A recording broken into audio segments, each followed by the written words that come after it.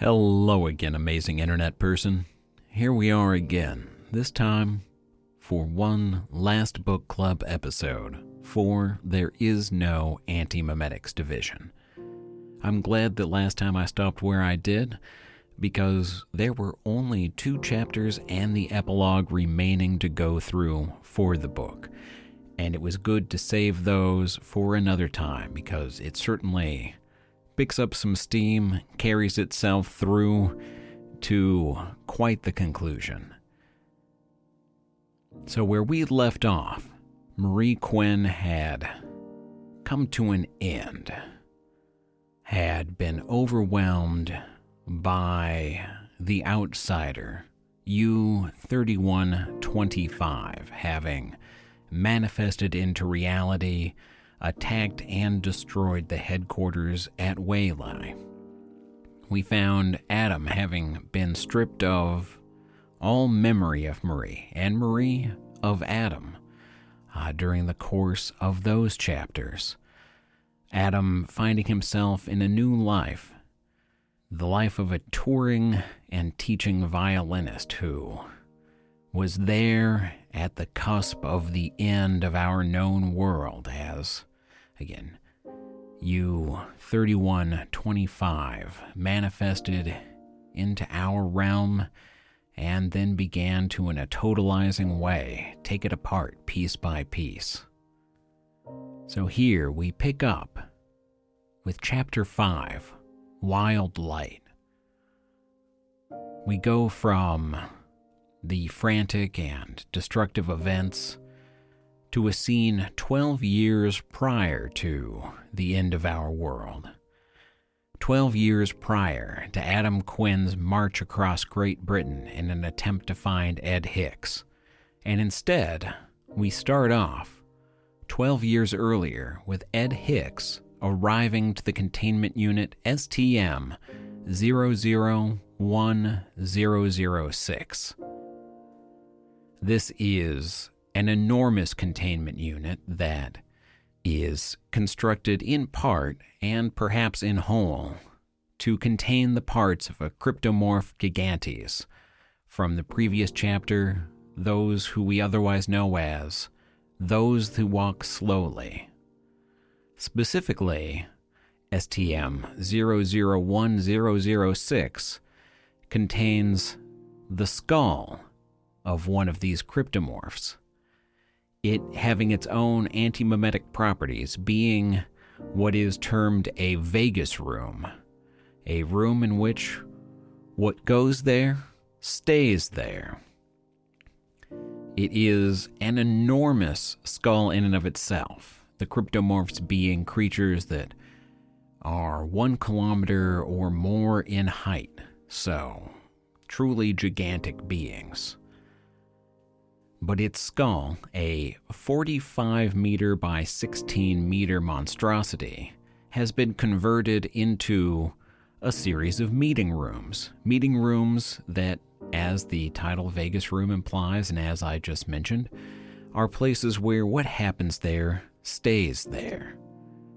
Ed Hicks is arriving to this location, this at the headquarters at Stanmore.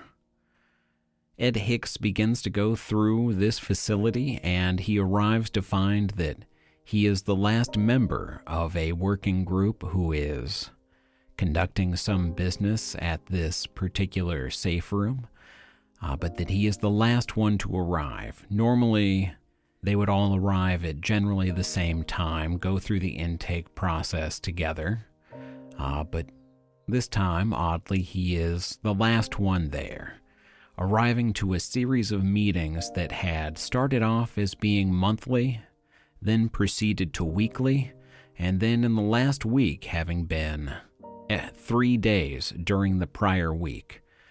A series of meetings that were clearly escalating in importance as they were dealing with something of the utmost seriousness. I think as readers thus far, we can certainly interpret what those meetings are about. But Ed arrives, and he begins to go through what is a grueling intake process.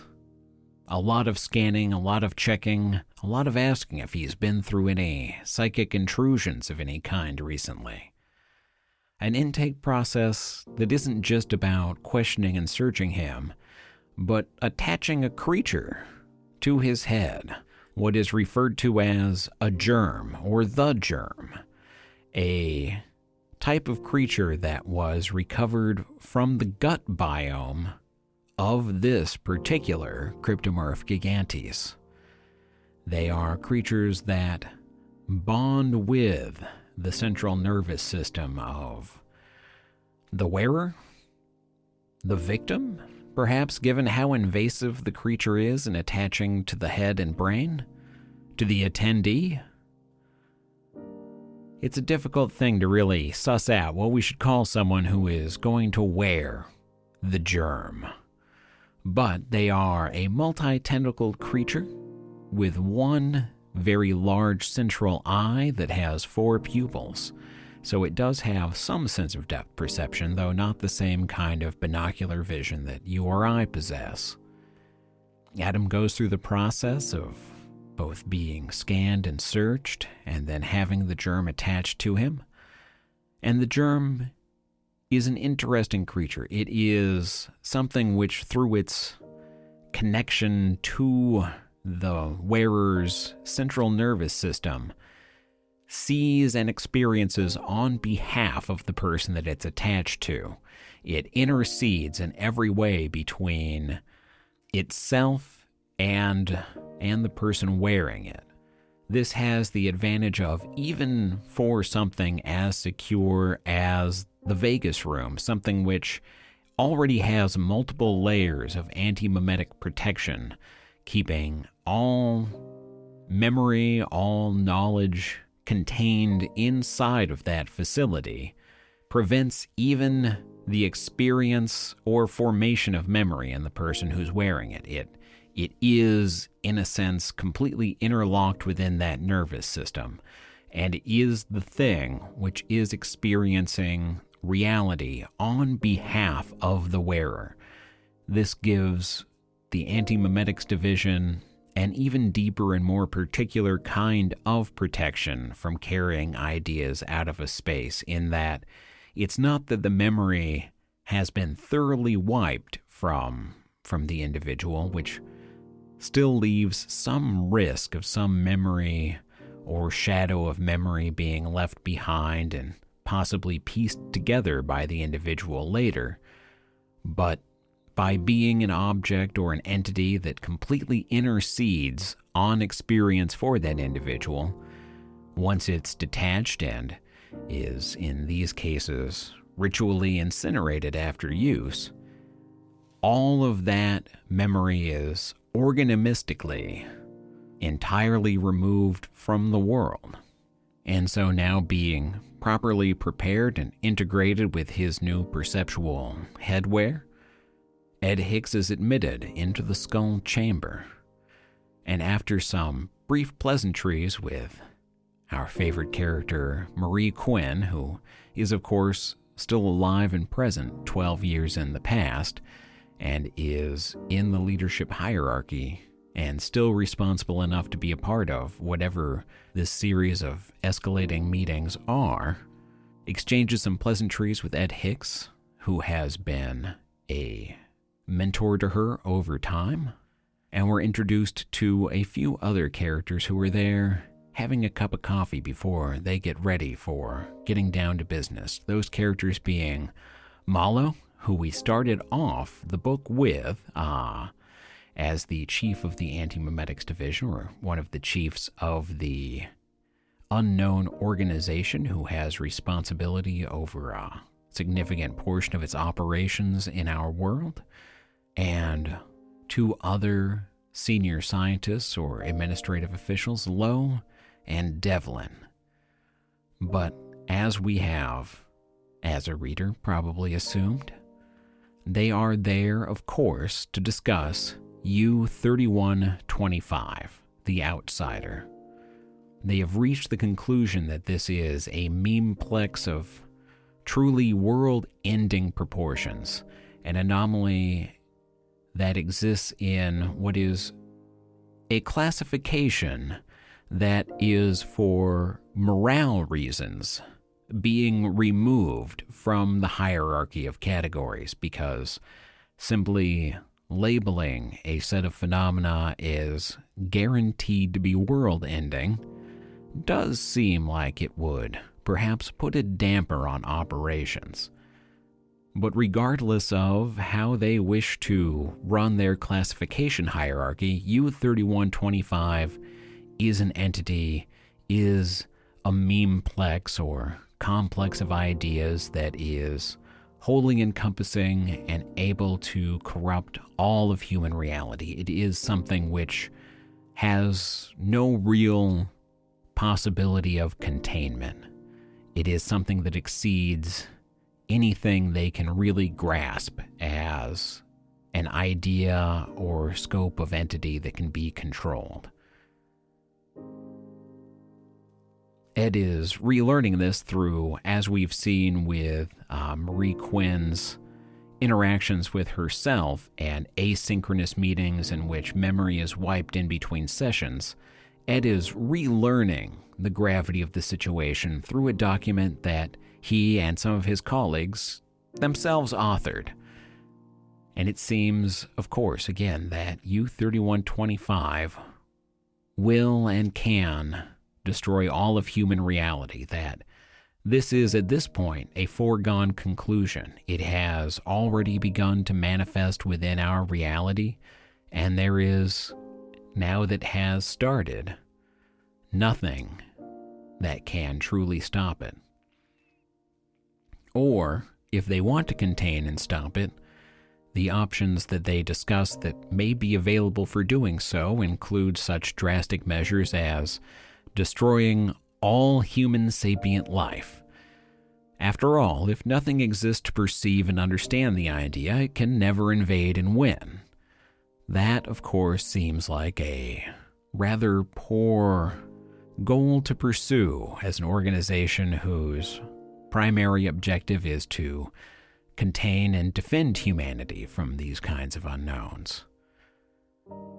They do instead settle on the fact that, rather than attempting to contain this idea, the only thing that they have left that they can possibly do is to try and come up with some way, perhaps to neutralize it, to destroy U-3125, which goes against some of their core principles, but given that it is something that threatens all of human reality, is something they have been authorized to pursue.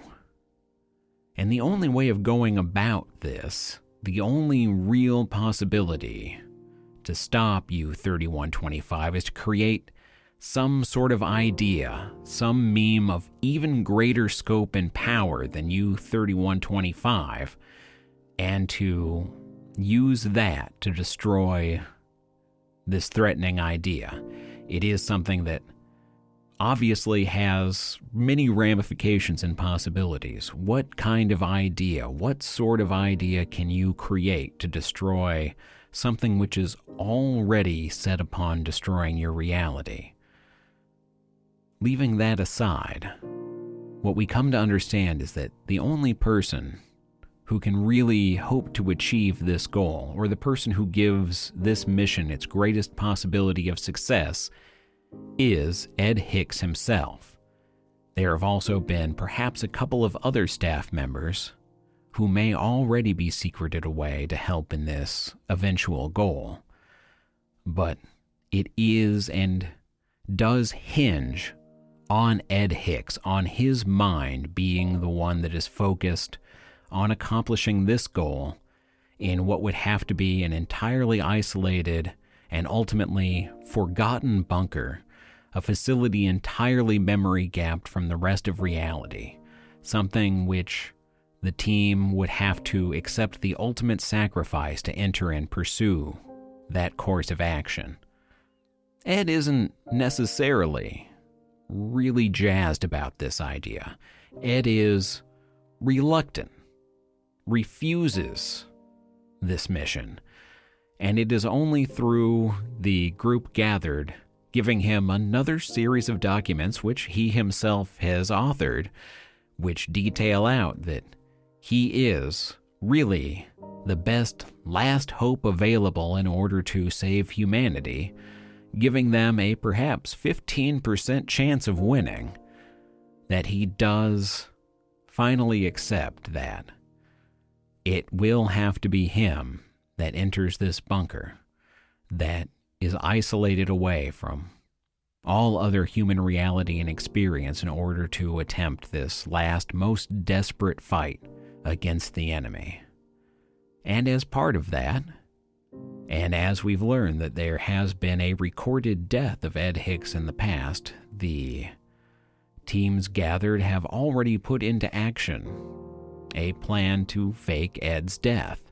It involves having created an exact perfect replica of his body, a real living being, though completely devoid of any conscious thought or memory, that they will place in a chamber to have suffered some form of accident, in this case, an argon leak, replacing the oxygen in a chamber that he was in and leading to his unfortunate but ultimately peaceful death. Ed Hicks does accept that he is the one that has to go on this, confirms to one of the members, Lowe, very specifically, who asks, "Are you, and do you accept that you are the one person who may be able to accomplish this mission?" And as soon as Ed confirms, really both out loud and in his own heart, that he is the only one that can accomplish this, things inevitably and immediately fall apart. Lowe, who asked the question, has somehow, inexplicably, been compromised by the outsider, pulls a gun out, a gun that they absolutely should not have had, a gun which only by its presence indicates some much deeper level of compromise in the whole system involved in having organized and accomplished this meeting of this particular group of people. But Lowe pulls a gun, shoots Ed twice. Well, shoots Ed once, collapsing his lung. A second bullet ricochets off of a laptop. Lowe attempts also to kill Mr. Mallow, but he, by his status as a C-suite executive with the Unknown organization, fortunately does have some form of force field and is otherwise protected from the gunshots. Marie, being somewhat apparently lower on the kill list, leaps into action, manages to disable and kill Lowe. As they are recovering from this situation, they find that the other person who was in the Vegas room with them, Devlin, is also dead. Whether shot or killed by some other manner is not immediately apparent. But what is apparent is that Ed Hicks has been killed. Being the two members of the team remaining, Marie and Mallow leap into action. Marie really leaping into action, immediately getting a powerful amnesiac out of a safe, because at this point, as we know that there has been any compromise of the facility and of the protocol by U-3125, another member of the team from outside, the person who was conducting the intake process, intercedes, and whether because they are fully compromised by the entity or are merely at full risk and interceding on what Marie and Mallow must now proceed to do, is also shot by Marie. And at that point, the facility very obviously begins to fall into chaos, the same kind of chaos that we had at the Waylife facility when Marie was there and containment was breached. In that case, by her own actions in an attempt to carry out any memory of the plan to make it here to this facility at Stanmore and find out if Ed Hicks had produced a weapon. But here, 12 years earlier, we have the very scenario that Marie is hoping much later in the future hasn't necessarily occurred. But here we are with the Stanmore headquarters being entirely compromised and now being destroyed by U-3125. The people going mad, alarms going off, something attacking the building itself from outside and beginning to render it apart. Marie, knowing that there is only one real option, puts into effect a procedure to sterilize the facility, to set off a bomb known by its codename Dry Erase, one of the incredibly powerful antimemetic bombs that will entirely erase from memory a facility and set of people, the same sort of weapon that she set off at the Ladder headquarters 12 years later. And so, again, she leaps into action. She immediately injects herself with a portion of a powerful amnesiac drug, and then injects Mr. Mallow with the other half of that dose. And they begin to effect their escape from the facility. They have available to them the limousine in which Mallow arrived. Fortunately, partially or wholly driven by some form of AI system, a system that they will have to override in order to escape, though how they do that and how precisely they escape is mostly immaterial to this specific chapter. We know that they survive. We know that they are the characters that we follow further into this journey in the future. But Marie and Mallow begin to escape. They begin to leave the facility to get outside of the area of effect of the Dry Erase bomb. And as they are leaving, we return to Ed Hicks, who is coming to. Although remembering that he has been shot and killed, he is now not so much Ed, but the germ that was attached to his head. It is a creature which apparently intercedes so fully that it captures the entire memory of the person who is wearing it. It, at this point, has, in essence, fully absorbed Ed Hicks, separates from his body, and knowing that they did in fact have a plan to fake his death using a perfect replica of his own body, sets off to get himself a new body. He gets into the air ducts and skitters until he finds the place that they said he was going to be found dead, reattaches himself to his copy body, and begins to jumpstart it, for lack of a better term. As the facility is falling into chaos and as he is attempting to jumpstart his own replica body, he does end up being attacked by one of the workers who has been possessed by U-3125.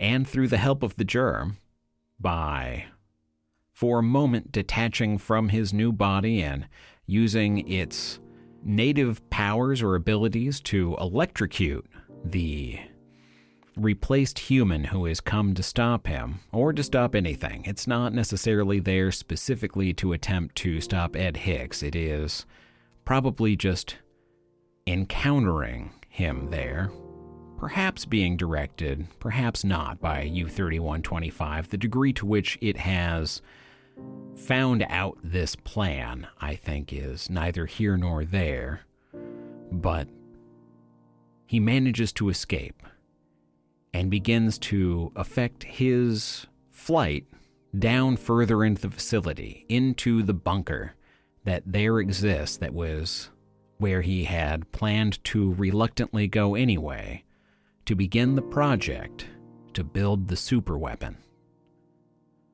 And that is Chapter 5. Chapter 5, titled Wild Light.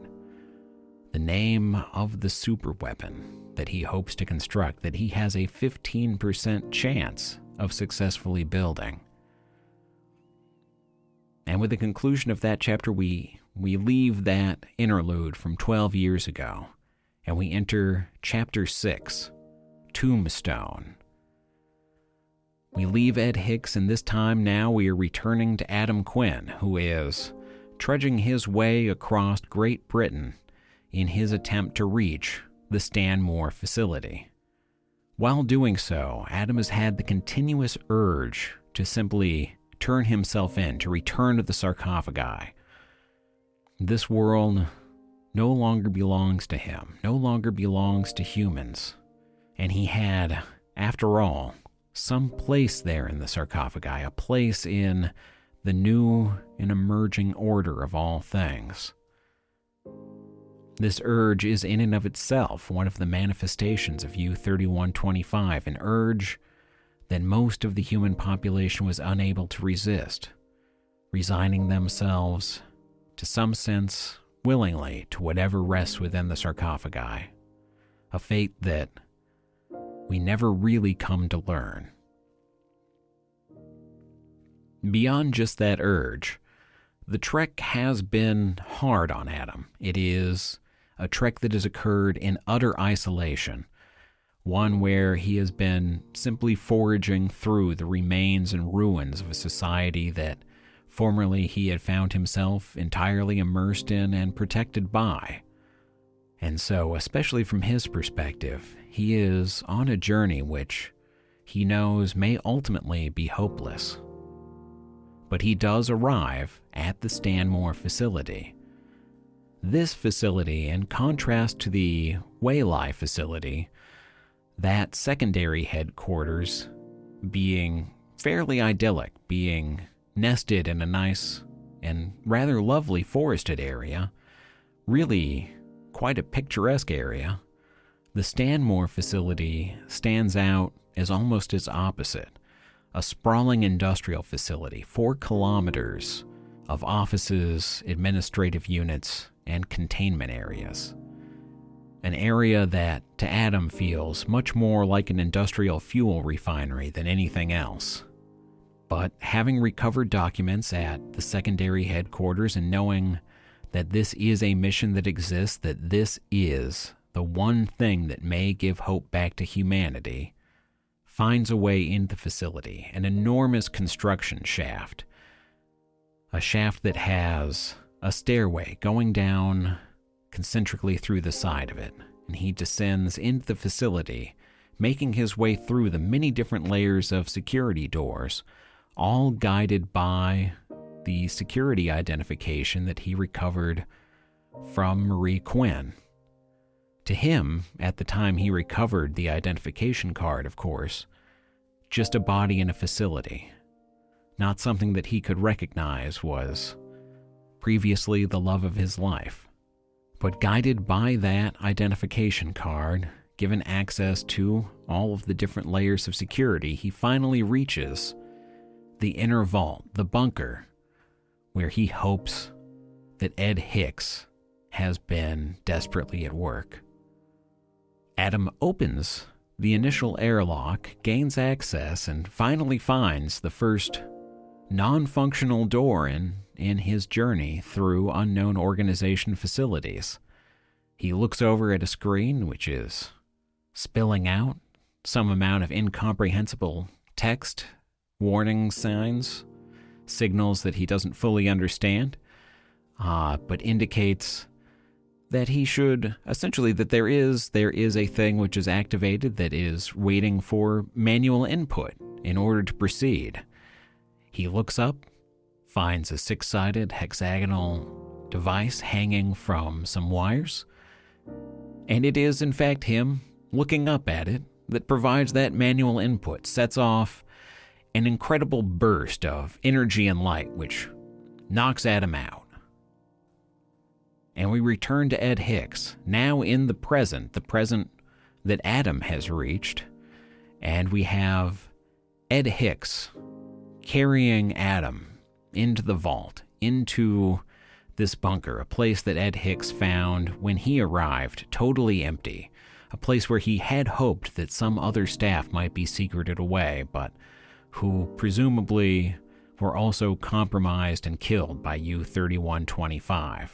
A place that for 12 years, Ed Hicks has been utterly alone in pursuit of building this final superweapon. And we have an interlude in which we learn what some of this intermediary time has been for Ed. In the first year, he realized that any idea that could destroy U-3125 is in fact unthinkable by a human mind. It is an idea of such enormity that it would, not figuratively, but quite literally, set the mind that perceived it on fire, and that instead of coming up with the full idea and concept which will ultimately be the thing he hopes will undo U-3125, he needs to invent the seed of the idea, or to at least figure out what that seed of an idea needs to be so that it can be carried, so that it can be a carrier signal amplified further into reality, so that it can come into its own existence independently and attack and destroy, in whatever sense that may mean, the being which, at that point, hasn't fully begun to his knowledge take over the entirety of the world. Again, it's many years into the future that the world, in our own direct sense, in the sense that Adam experienced, has ended. He just knows that it is the inevitability which must come to pass at some point in the relatively near future. And so there he toils away, trying to figure out what to create. By year 2 in that space, he's not only figured out that there will need to be some seed idea that is carried out into a greater form, but that the machine required to amplify what we'll come to call the irreality amplifier itself cannot fully exist within reality. It can only be partially constructed there and then must otherwise exist in the space of ideas in and of itself. These concepts, being quite irreconcilable with an ordinary human mind, do begin to drive Ed mad. They, along with being bereft of any social contact and no manner to escape the bunker in any way, no way to ever perceive the outside world again, becomes tangled in his own ideas. And in becoming stuck within his own webs of ideas, doesn't fortunately come to a standstill, but instead begins a series of processes by which he begins resetting himself periodically with powerful amnesiacs. He has, to some degree, in some fashion, set a start point when he arrived, a fixed point in time which the other drugs that he has available to him will reset him to, but he begins systematically, as he reaches his own breaking points, resetting his own memory, coming back fresh to the ideas, having left notes to himself in much the same way that Marie did in the secured containment at the Waylife facility for dealing with these sorts of asynchronous problems. And so he relearns what he was doing and is able to attack those former struggles and stopping points in his own ideas as a relatively fresh version of himself. Though, obviously in a way that is going to keep having consequences. There's only, I think, so many ways that we can strip away that essence of ourself and restart. But there he is, doing that, fully having embraced the sacrifice that attempting to save humanity from this scale of entity really entails, truly being entombed in this facility. And over that period of time, Ed Hicks is able to successfully build the irreality amplifier. It is a vast machine, a machine encompassing many different disciplines, though in that it is a machine that does not serve any specific function. It is an enormous mess of machinery and functionality, which anyone of any specific specialty, given time to really stare at and try and deduce what this machine is doing, would find that it really probably doesn't do anything. The machine itself is superfluous. The machine exists, is there to instill belief. It is a thing which is there to amplify the belief of the person who comes to it with the correct idea. Whoever has that seed idea will view that machine as the solution, solidify their belief that their idea is the answer, and that seed will then be amplified by that network of machinery out into something that is truly real and capable of contending with the kind of memeplex that U-3125 is. And it's into this vast machine that Ed is carrying Adam into the heart of the superweapon. And as they reach the center of it, Adam is placed in a chair, a needle slipped into his arm, and, in words that are truly artful, his brain explodes like a diagram. Adam comes to, recovers, in a sense, in a nice barbecue. He is at a nice house in a lovely forested area. There are a number of people there. It is wholly disconnected in this sense from the vast and vital machinery that he was just carried into. This is where Ed and Adam, in fact, did meet in reality. This is a barbecue that both Ed and Adam were at, and where Ed has some memory both of Adam and Marie.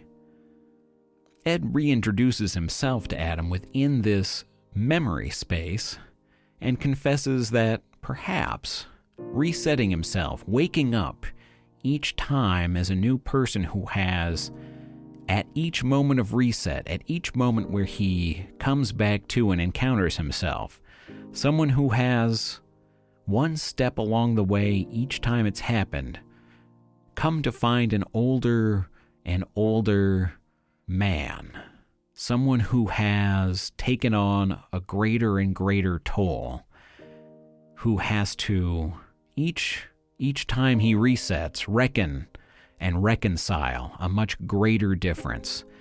It is something that has, perhaps, driven Ed a bit mad. Not only that, but in addition to confessing all of this toll that this last 12 years has taken on him, Ed reveals to Adam that Adam isn't the right man for this job. He is not who is meant to be seated here in the superweapon. He does not carry the seed of the idea that will destroy U-3125. That instead, the right person, the person who was meant to have found and located this place all along, is Marie Quinn.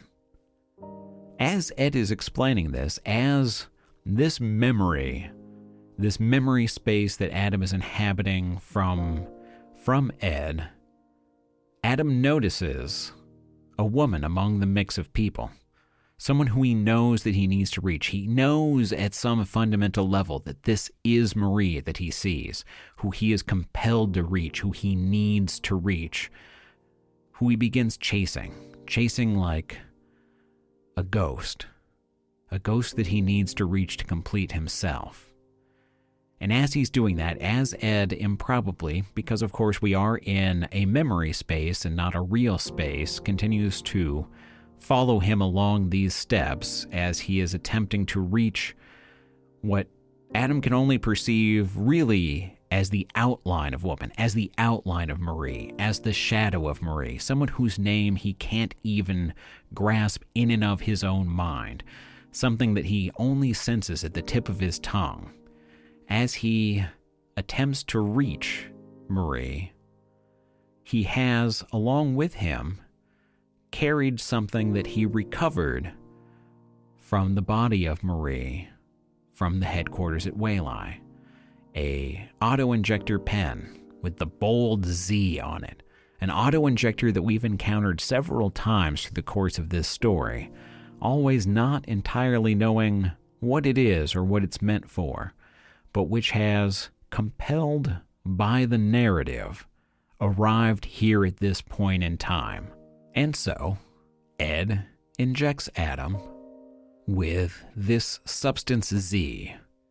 As we learn during the course of this scene, it is a nemestic drug that is so powerful. It is a substance which is an unknown in its own right, but is a nestic drug of such enormous power that it reverses the causality between action and memory, between experience and memory. It is something that can create actual reality from memory. And so, as the drug begins to course through Adam, as it begins to dig through all of the different layers of mental damage and scarring and amnesia that have been inflicted on him, and as Ed tells him there to focus on the memory of her, to focus on the thought of Marie, there is a terrible cracking sound. Quite likely, that terrible cracking sound is Adam's own skull being in some way shattered. But from that terrible damage done to Adam, Marie is manifested back into reality, is birthed back into this real existence, a whole being, a being with all of what she requires to carry the seed of the idea here to the superweapon. Marie takes the headset from Ed, which he was using to communicate with Adam, and she begins to share final moments with Adam, to have one last conversation with her husband, both of them now remembering each other, even while Adam's mind is being torn apart and regressed by Substance Z. And as they share their last moments here, Marie, who is the carrier of the seed idea, tells Adam, in some small sense, what this idea, what the seed of the idea to destroy U-3125 is. And that it's that people shouldn't have to be afraid. That they should be, in some way, protected from the unimaginable and unthinkable things that lurk within the universe. That there should be someone there to protect them. And it's that belief in that idea, that one totalizing belief that something is meant to be there to protect them, that is the seed that can be amplified into something extraordinary. And it's during that moment that Ed does trigger the irreality amplifier. The machine kicks into action. Marie's belief is locked in immediately with it. They are one signal. And in that, Marie, in a very real sense, transcends human reality, becomes that idea, the idea of that protection, of something that can perceive and protect reality from its predators. And Marie, again, transcends this human form, is amplified in and of herself into eideatic space, into a space that is multidimensional, that contains all human thought, all human feeling, all human memory. And among that, she also sees U-3125 hanging over it, warping it, and corrupting it. And as Marie continues to ascend, she becomes the wild light, the idea as superweapon. She sees all of human experience. She sees all of U-3125.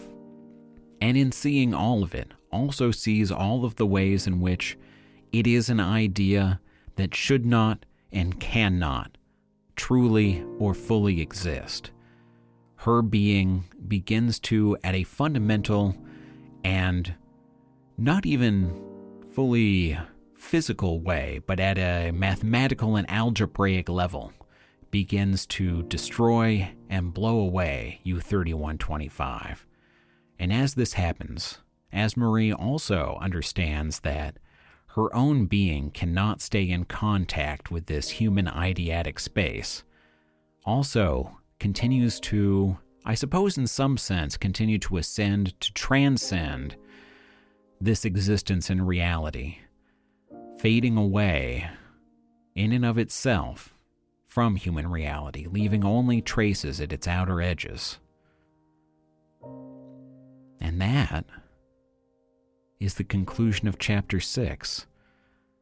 Adam's final reaching of the facility, his own sacrifice to bring his half-forgotten, half-remembered wife, Marie, back into existence,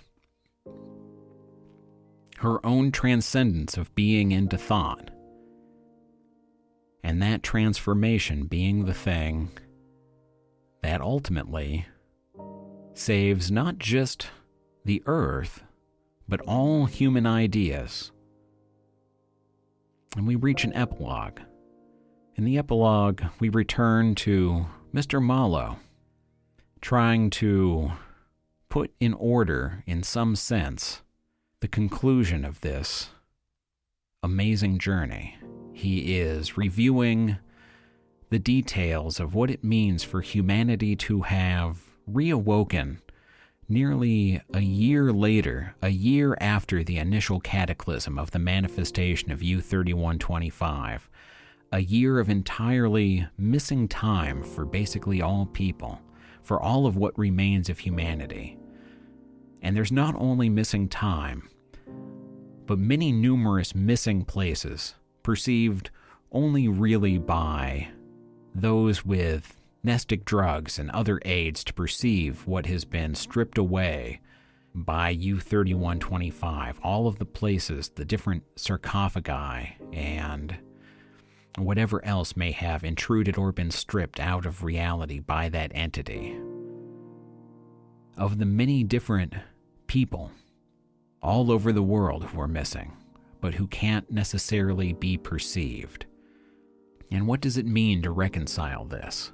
In terms of the unknown organization, an organization which will still remain unknown to the greater breadth of humanity, it is forming a new Spherics division, a new division just to try to wrestle with the enormity of the events that have happened, something that is going to have to try and piece back together the cosmology that exists beyond what had previously been understood as existing within idea or eidetic spaces.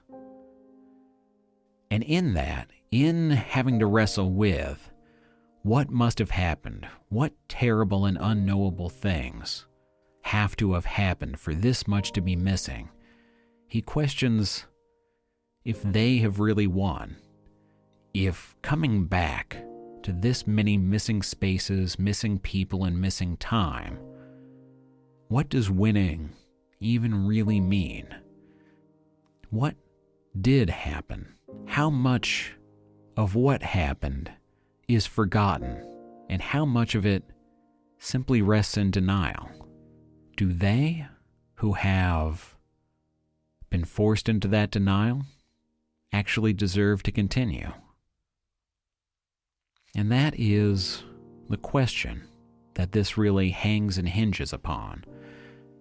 Because although the story concludes, here we are. Here we each as individuals are, resting in this very real history and reality that we have to contend with. The very real nature that humanity has done the imaginable to itself, to each other in the past, does so in many ways here in the present, will probably continue to do unspeakable things to itself and each other in the future. What is it that we deserve? What ways do we have that we can transcend the terror that we are capable of inflicting? Can we become the idea that Marie has become? That people deserve to be able to live unafraid, to be unafraid of the darkness that surrounds them, the darkness that lies within our own hearts, how can we contend with a dark reality, a darkness that is most often of our own making, that has no extraterrestrial source? Can we, here and now, become those ideas that are able to protect each other from ourselves? I hope so. I truly do. I think it is within us. I think that it is what we have to find. Although every day we confront different sorts and kinds of darkness that come from our own species. But let's not end quite on that note. That's not an especially happy note, and honestly, beyond that question, beyond the hope that we can be the thing that transcends our own darkness, this has been a wonderful literary journey. This is something that I am incredibly glad that Sam Hughes had the opportunity to write and had the opportunity to publish. And I am just, again, genuinely happy that it has gained enough popularity to be on the bestseller list, to be on the new and interesting fiction tables of bookstores around the country, around the world, because it is something that stands in a wonderful panoply of books. This touches on a number of ideas that I think are fascinating within our literature. Of the things that this work really reminded me of, that I was thinking about the whole time that I've been reading through this, I've discussed some of these before, but we have, of course, repeatedly, in many ways, the idea of the reluctant hero. Marie is a reluctant participant in many of these events. Adam is most certainly a reluctant hero who finds himself outside of horrors that he must contend with all around him in order to go on a journey that he has no real sense is going to succeed, which before her own death, Marie didn't think was anything more than a long shot, that even Ed Hicks, in resigning himself to a fate of isolation to attempt to construct a superweapon, had the great chance of succeeding at only really 15% probability that it would be a workable solution. And so we have what I think are a wonderful series of heroes in other, in this particularly, other films and books. The things that kept coming to mind, the thing that most strongly comes to mind in its overlap both in how it contends with memory is Memento, where we have the main character Leonard being without any new memories, without being able to form new memories, having retrograde amnesia. He is, in that sense, a hero without memory of his own actions, in a certain sense. He is a hero who is being dragged through cycles in which he is both the victim and the hero of his own and of other people's stories. Hero is an odd word to apply to that. I think within the sort of reluctant hero trope, he is the main character, he is the hero of the story, regardless of whether his actions have actually brought about any resolution in the world or whether it has simply created more complications. But he doesn't want to be there. He's been dragged there both by amnesia and only the vague sense of the loss of his wife.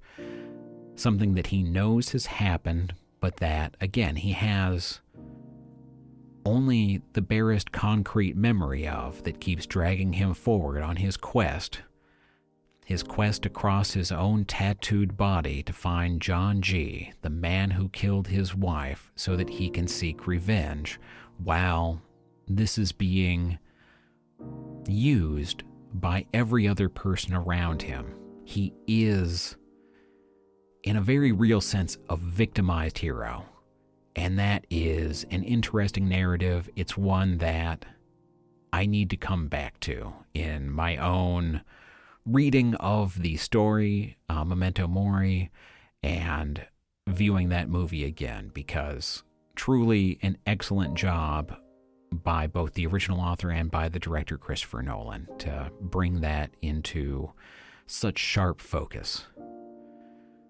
In more recent movies and books, we have Project Hail Mary, which has a partially amnesiac hero, at least someone who wakes to find himself without memory of in the initial scenes, and without going too much into spoilers about the narrative, especially given that it is a newer movie that I don't want to ruin for anyone, but a hero who awakes to not know fully what journey he is on, only that he's on a journey, and by reason of being trapped on a spaceship, has only one choice, and that is to figure out what he needs to do to move forward. Certainly, in that sense, a story of what it means to lose and recover memory, and in some sense, to be a noble sacrifice. An animated series that doesn't deal with memory in the same way, but I think deals in reluctant heroes, is Scavengers Reign. Scavengers Reign follows a set of characters who have been marooned on an alien world by the crash of their ship.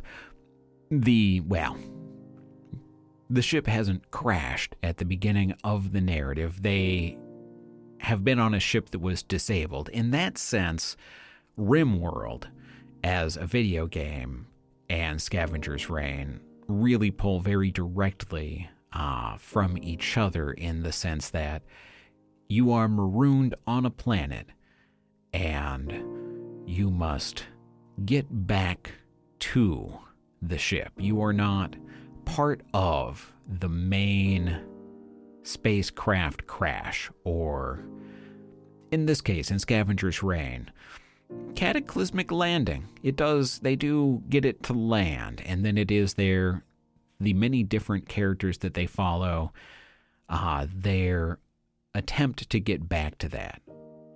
But getting to the ship, from my sense of that story, is really, though it provides a focus, is just the backdrop for what it means for all of these characters to exist within an entirely alien biome, a biome which to them is horrific, a biome that to them feeds on them, which does not offer all that much sanctuary, although each of them are in their own way finding their peace with that world, even in their attempts to escape it. And it is that sense of the alien, of the foreign, of they, in this case in Scavengers Reign, they intruding on the alien world, and here in There Is No Antimemetics Division, it is the alien intruding on the human world, intruding on and totalizing it, in the sense that U-3125 comes to dominate and alter and corrupt the reality experienced by humanity. In this case, the characters are journeying across a similarly hostile landscape, though they are the alien intruders upon it, and it is just a really well done show. It's one that is worth spending time with, probably watching more than once, because it is fairly short. The episodes are only 25 to 30 minutes long, so it's a very contained set of ideas that aren't going to take a tremendous amount of investment to get through, but it contains many of these same characteristics of what it means to travel and contend with things that are just barely grasped at the edges, because it is a coherent biome. The place and planet that they find themselves on isn't operating by any strange rules in terms of reality or physics, but it is something that they can only perceive the general edges of. In that way, and again, going more to the concept of the alien intruding on the human, and it's one that I've touched on before in this, the Southern Reach, where the intercession of some alien phenomena begins to alter the human world, starting with Area X and perhaps expanding, eating through both space and time. And what does it mean for any given character in that to contend with the unknowable, to contend with things that are much greater than human experience, that defy the normal logic and rules that we operate within? And that, again, it is a wonderful journey. It is a very surreal journey that doesn't come to any clean conclusions. It doesn't have any easy answers. It does not end with, as in this narrative, U-3125 being eliminated. Although, again, the world has been fundamentally altered by its having been touched by that entity. And so, to that degree, these have a lot of space in which they overlap. The Venn diagram includes a lot of the same space in that sense of the alien changing the human. Very much worth going through and comparing the ideas that you come to as you examine both of those works. Just, again, wonderful works. This was an incredibly fun journey. It dealt with a lot of different topics in ways that I think help us contend with the struggle of understanding ideas, of understanding memory. As I said in the previous book club episodes, this whole narrative really dragged me very close to my experiences and memories of dealing with family who were experiencing Alzheimer's, where memory is gradually stripped from a person, where there is something, in this case, entirely explainable and biological, interceding upon someone who you've known that is both stripping them from you and you from them. And all of the emotions and difficulty and complications that are inherent to dealing with that kind of end-of-life journey, especially when you have to carry on knowing that you can be removed from the world of other people who you are going to lose, and that you can be lost to them before they are lost to you. And all of these stories that contend with memory, Memento, The Southern Reach, Project Hail Mary, these are narratives that deal in their own ways with these kinds of grappling with remembrance, with loss.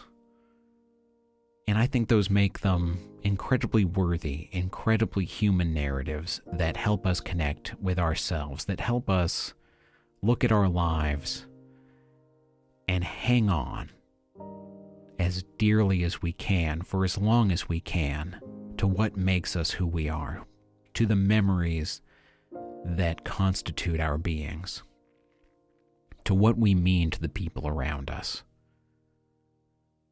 And I think that is the thing that should keep giving us hope. That should be the thing that lets us know that we can contend with the unknowable, the thing that carries us forward and gives us hope that we can deal with our own darkness, that it is who we are in our memories and who we create in the memories of others that will always be carried on in some way, even through all of the different ways that they can be lost and changed and corrupted. It's worth having that impact. It's worth trying to protect others as much as we can from those losses. And that's where we get to in this little journey, in this first book club, in this first work that I am covering and thinking through in my own mind and heart. And I'm really glad that you've joined me along the way on this ride. We'll see what we come to next. I'm debating in my own mind, has this series of episodes done what I hoped that it would? Am I covering things in too much detail, in too little detail? Are the ways that I am thinking through and comparing it to other narrative valuable to how I think through the thoughts about this work? So we'll see where those thoughts carry us as I move on to other books. It'll be interesting to see exactly where we land because although this was a wonderful jaunt through fiction, I spend a lot of time reading nonfiction. I spend a lot of time with historical and philosophical works, in political and psychological theory books, just because those are the sorts of things that fascinate me. Those would be very different to cover than this. They are certainly not constructed in the same narrative sense. So we'll see how we integrate that into this kind of format, how we integrate that into what I want to discuss. And then we'll also see what works of fiction I move on to as well. I know one of the longer sets of books that I'm planning to start reading soon is Dungeon Crawler Carl. That has come highly recommended from every friend I have who has read any part of it, and so I'm really looking forward to that journey. That I don't know if I will do quite in the same way, especially since it covers now, I believe, 8 books, doing it in the same sort of chapter by chapter or part by part format. Well, it would give us a lot of content. It would give me a lot to chew on for a very long time for it. Whether it would be effective for a series that long or not, I need to take some time to think through. But, again, thank you very much for joining along on this journey. And as we dig through these many different spaces in our minds and memories, I hope to find you here again, in this little space between the platforms.